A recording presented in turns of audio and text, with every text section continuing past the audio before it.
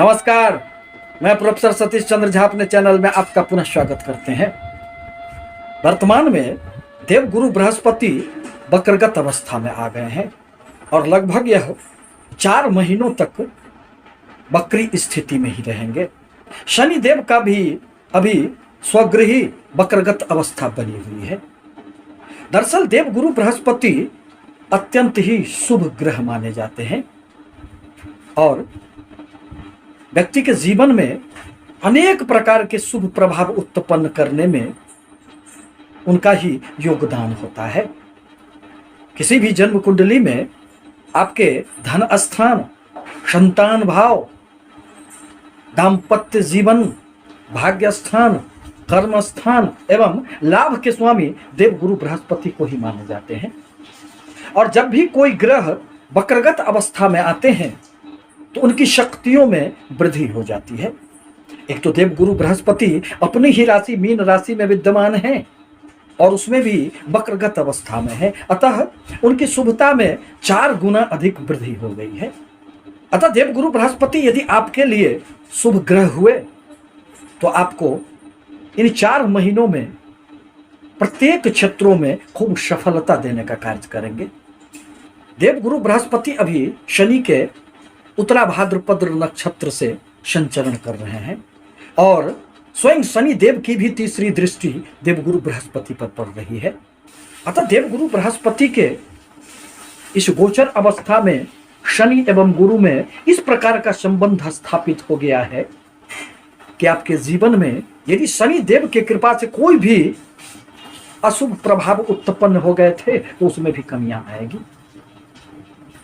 दरअसल देवगुरु बृहस्पति अपनी 5वीं दृष्टि से कर्क राशि को देख रहे हैं और उनकी 7वीं दृष्टि कन्या राशि पर पड़ेंगे तथा वह अपने 9वीं दृष्टि से वृश्चिक राशि को देखेंगे।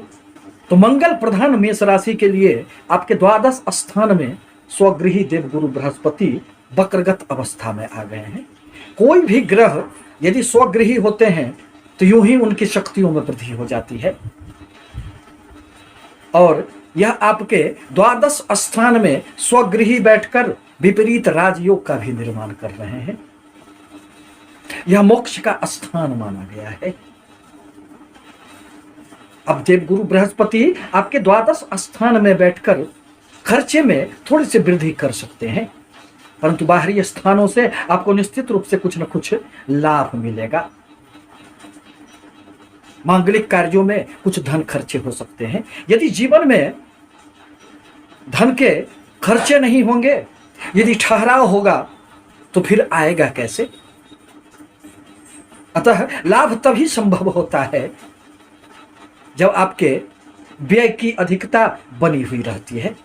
वक्रगत अवस्था में देवगुरु बृहस्पति अपनी पिछली राशियों का भी कुछ न कुछ निश्चित रूप से प्रभाव उत्पन्न करेंगे और आपकी पिछली राशियां कुंभ राशि आपके 11वें भाव में पड़ रहे हैं जो लाभ का स्थान है।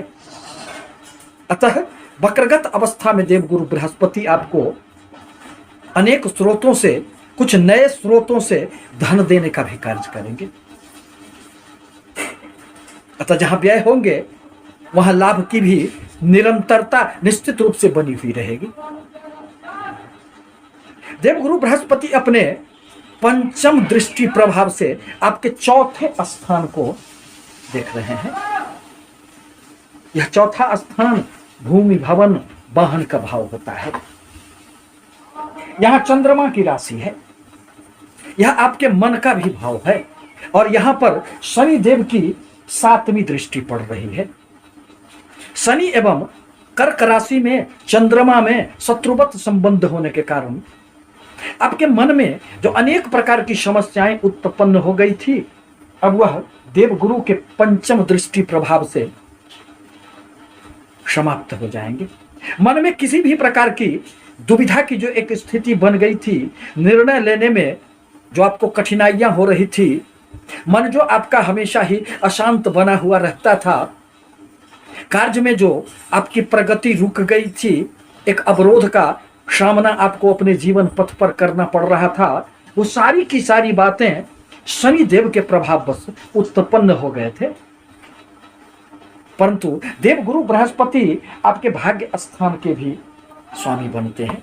आपके लिए तो यह अत्यंत कारक ग्रह माने जाते हैं और उनकी पंचम दृष्टि प्रभाव के कारण शनि के दुष्प्रभावों में निश्चित रूप से कमियां आएगी। आपको इस अवधि में भूमि भवन वाहन संबंधित कोई भी अटके पड़े कार्य पुनः आगे बढ़ चलेंगे। आपको लाभ होगा, आपको भवन का भी लाभ होगा। आप जमीन लेना चाहते हैं, आप गाड़ी खरीदना चाह रहे थे, तो आपके लिए यह स्वर्णिम अवसर होगा। माता के स्वास्थ्य में यदि किसी भी प्रकार की समस्याएं उत्पन्न हो गई थी तो वह दूर हो जाएंगे। देवगुरु बृहस्पति की 7वीं दृष्टि आपके 6ठे भाव पर पड़ रहे हैं। अतः इस अवधि में आपको यदि अपने व्यापार के विस्तार की किसी भी प्रकार की योजनाएं बना रहे थे तो उसमें बल मिलेगा, क्योंकि देवगुरु बृहस्पति तो ज्ञान के देवता हैं। यदि आप छात्र हैं और किसी भी प्रतियोगी परीक्षाओं में आप संलग्न हैं तो आपको सफलताएं प्राप्त होगी। आप विदेश जाना चाहते हैं अपने पढ़ने के लिए, आप किसी अन्यत्र दूर जाना चाहते हैं तो उसमें भी आपको निश्चित रूप से सहायता मिलेगी। देवगुरु बृहस्पति की 9वीं दृष्टि आपके 8वें भाव पर पड़ेगी, जो आकस्मिकता का भाव होता है, जो गुप्त विद्याओं का भाव होता है, जो रिसर्च का भाव होता है, अनुसंधान का भाव होता है, यही तो पैतृक संपत्ति का भाव होता है। अतः इस भाव पर भी देवगुरु बृहस्पति के दृष्टि प्रभाव से निश्चित रूप से इन सभी क्षेत्रों में आपको कहीं भी अटके पड़े हुए कोई भी कार्य हो तो वह पुनः आगे बढ़ चलेंगे। आपसे निवेदन है कि हमारे चैनल को लाइक करें, सब्सक्राइब करें, ताकि मैं अपने विचारों से आपको अवगत कराता रहूं।